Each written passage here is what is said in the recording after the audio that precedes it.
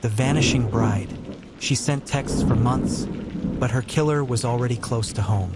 It was supposed to be the happiest week of her life. On a humid Saturday morning in June 2022, Emily Harper, a 28-year-old kindergarten teacher from a quiet Texas suburb, vanished without a trace, just 5 days before her wedding. Her fiancé, Daniel Ross, called 911 that evening. He said Emily never returned from a short jog near the lake. Her phone went straight to voicemail. Her car was still in the driveway, her wedding dress hanging untouched in the corner of their shared apartment. Neighbors joined the search that night. Flashlights swept across the lake's muddy banks. Police dogs picked up her scent near the jogging trail, but it faded at a gravel parking lot, where no cameras were installed. For the first week, investigators suspected an abduction. The missing posters described her as 5 feet 6 inches, brown hair, green eyes, last seen wearing blue running shorts. Reporters flooded the town. People whispered theories. A stalker, a runaway bride, maybe something darker. But Emily didn't seem like someone who'd run. She'd already paid deposits for the venue, the florist, and even written thank you cards in advance. Then, 2 weeks after she disappeared, Daniel began receiving text messages from Emily's phone. The texts were brief, erratic, and unnerving. Emily, I need time. Please stop calling. Emily, I'm safe. Don't look for me. Emily, it's better this way. Detectives traced the messages. They came from Emily's phone, but the device was never turned on long enough to locate. It would light up for seconds, then vanish from the network again. For the next 3 months, the texts continued. They arrived at odd hours, 2 a.m., 5:17 a.m., sometimes after Daniel gave TV interviews pleading for her return.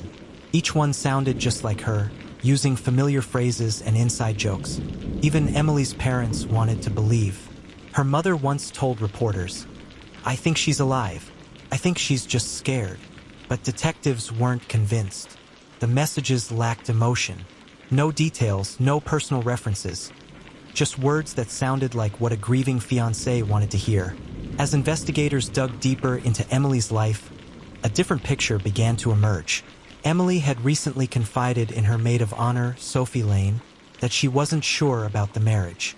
"Daniel's been controlling lately," she'd said. "Sometimes I feel like I can't breathe around him." She also mentioned a man she'd met at a teaching seminar 6 months earlier, a fellow educator named Mark Jennings. Friends said they exchanged messages, mostly about work, but one of those friends recalled Emily blushing when his name came up. Police questioned Mark. He was cooperative, even emotional, insisting he had nothing to do with her disappearance. He provided an alibi. He was at a family reunion in Oklahoma. Checked out. Then, something odd surfaced. Phone records showed that after Emily vanished, someone used her email account to reset her social media passwords from Daniel's home Wi-Fi. Detectives obtained a search warrant. Inside Daniel's home office, they found an external hard drive. On it were hundreds of photos of Emily, some taken without her knowledge, from hidden cameras around their apartment. Daniel claimed they were part of a home security setup, but the timestamps told a different story. Several images were taken in intimate moments, long before Emily ever went missing. Worse still, forensic data from the drive revealed something chilling, a folder titled, "For Later." Inside, investigators found drafts of text messages, identical to the ones Emily had been sending after her disappearance. Daniel had been messaging himself. 2 weeks later, a fisherman found a torn piece of women's athletic clothing tangled in reeds near the lake. DNA confirmed it belonged to Emily.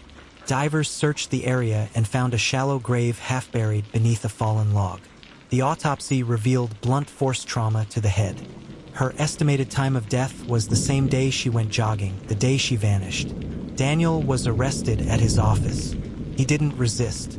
During interrogation, he maintained his innocence, claiming he found her body and panicked. But the evidence told the truth. Her blood had been found in the trunk of his car. In court, prosecutors painted a haunting picture. Emily had confronted Daniel about calling off the wedding. He snapped, hit her, then realized what he'd done.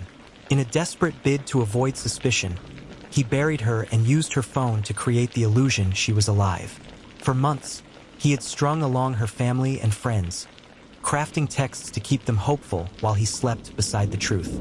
During his sentencing, Emily's mother read a statement. For months, I texted my daughter, telling her we missed her, that we'd wait forever if we had to. Now I know who was really reading those words. A man we welcomed into our home. A man we trusted to love her. Daniel Ross was convicted of second-degree murder and sentenced to 45 years in prison. In the small Texas town where Emily lived, the jogging trail by the lake is now part of a memorial park. Her students planted sunflowers there every spring, her favorite flower. And though her family has since changed their phone numbers, one eerie fact still lingers. The last text Daniel ever sent from Emily's phone simply read, "I'm home now." Thank you for watching. If you like this video, please like, share, and subscribe to our channel, The Exhibit Lockup TV.